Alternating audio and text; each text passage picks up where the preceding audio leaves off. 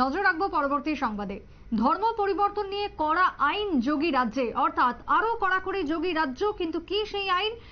জোর করে করানো যাবে না কোনো পরিবর্তন, অভিযোগ পেলেই শাস্তি নিতে হবে মাথা পেতে, এমনটাই বক্তব্য যোগী রাজ্যের। দোষ প্রমাণ যদি হয় তাহলে যাবজ্জীবন পর্যন্ত হতে পারে অভিযুক্তের। নতুন আইন পাশ করে এক প্রকার কড়া বার্তা উত্তরপ্রদেশের মুখ্যমন্ত্রী যোগী আদিত্যনাথের। হঠাৎ করে কেন এত কড়াকড়ি, কেন এই পরিবর্তন, জানবো বিস্তারিত। সুমন্ত ব্যানার্জি রয়েছেন টেলিফোন লাইনে। সুমন্ত, ধর্ম পরিবর্তন নিয়ে এক প্রকার নয়া আইন, বেশ কয়েকদিন আগে থেকেই এই বিতর্ক চলছিল। এবারে শাস্তি হলে একেবারে যাবজ্জীবন পর্যন্ত তাকে সাজা নিতে হবে, এমনটাই বক্তব্য উঠে আসছে মুখ্যমন্ত্রী যোগী আদিত্যনাথের থেকে। কি জানতে পারছো, কেন হঠাৎ করে এই কড়াকড়ি? এই আইন কিন্তু ছিলই আগে থেকে যোগী রাজ্যে আইনটা কিরকম ছিল তখন বলা হয়েছিল যদি কেউ জোর করে ধর্মান্তকরণ হয়, জোর করে কেন, মানে যে কোনো ভাবে যদি ধর্মান্তকরণ হয় তাহলে সেক্ষেত্রে কিন্তু 10 বছরের কারাদণ্ড এবং সঙ্গে 50,000 টাকা জরিমানার কথা ছিল। কিন্তু গত কয়েকদিন আগে যোগী রাজ্যেরই একজন সংখ্যালঘু নেতা, তিনি কিন্তু কোনো রাজনৈতিক দলের সঙ্গে যুক্ত নন। তিনি কিন্তু পরিষ্কার ভাবে যোগী সরকারকে হুঁশিয়ারি দিয়েছিলেন যে একটা তারিখ তিনি বলেছিলেন, সেই তারিখের মধ্যে নাকি 23 জন যুবা তাদের ধর্ম পরিবর্তন করবেন এবং তার জন্য পারমিশনও চেয়েছিলেন। তিনি এও হুঁশিয়ারি দিয়েছিলেন যদি কেউ পারমিশন না পান তাতে কিন্তু তারা সেক্ষেত্রে বড় সড়ো পদক্ষেপের কথাও জানিয়েছিলেন।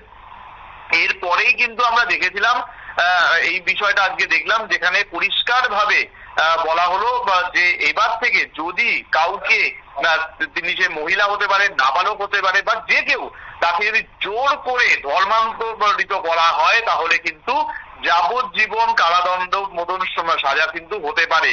এই যে আইনটা, সেই আইনটার নাম দেওয়া হয়েছে উত্তরপ্রদেশ বেআইনি ধর্মান্তকরণ প্রতিরোধ আইন, যা কিন্তু গতকাল অর্থাৎ সোমবারই বিধানসভায় পেশ করেছিল, সংশোধনী বিলটা পেশ করা হয়েছিল এবং তা মঙ্গলবার আজ তা পাশ করানো হয়। এবং তোমাকে জানিয়ে রাখবো, যদি এখন এই যে নতুন বিল পাশ হয়েছে সেই অনুযায়ী 20 বছরের কারাদণ্ড বা যাবজ্জীবন কারাদণ্ড পর্যন্ত হতে পারে। মানে আগে যেটা ছিল 10 বছরের কারাদণ্ড প্লাস 50,000 টাকা জরিমানা, সেটা কিন্তু এখন বদল করা হয়েছে। সংশোধিত বিলে এই অপরাধের এফআইআর যেটা হতে পারতো, সেই এফআইআর এর ক্ষেত্রেও কিন্তু একটা চেঞ্জ আনা হয়েছে। সেই চেঞ্জটা কিরকম, সেই চেঞ্জে প্রথম ক্ষেত্রে যেটা বলা ছিল যে যে অভিযোগ করবে তার ক্ষেত্রে তার নির্যাতিতা বা তার বাবা মা ভাই বোন কারোর একটা থাকাটা খুবই জরুরি ছিল। কিন্তু নতুন আইন যেটা করা হয়েছে, নতুন যে বিল বা সংশোধিত বিল যেটা পাশ করানো হয়েছে বিধানসভায়, সেখানে কিন্তু পরিষ্কার বলা হয়েছে যে যে কেউ এই অভিযোগ জানাতে পারেন।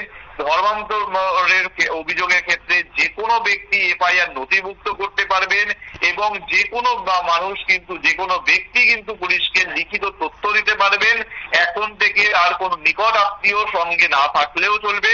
সুতরাং বুঝতেই পারছো, একেবারে বিষয়টাকে পরিষ্কার করে দেওয়া হচ্ছে যে এর আগে যখন আমরা দেখেছিলাম যে কখনো কখনো কোনো হিন্দু বা যদি মুসলমান ধর্মের বা তাদের ধর্ম পরিবর্তন করতেন, সেক্ষেত্রে যে সমস্যাটা তৈরি হতো সেটা নিয়ে একেবারে কড়াকড়ি এবার যোগী সরকার।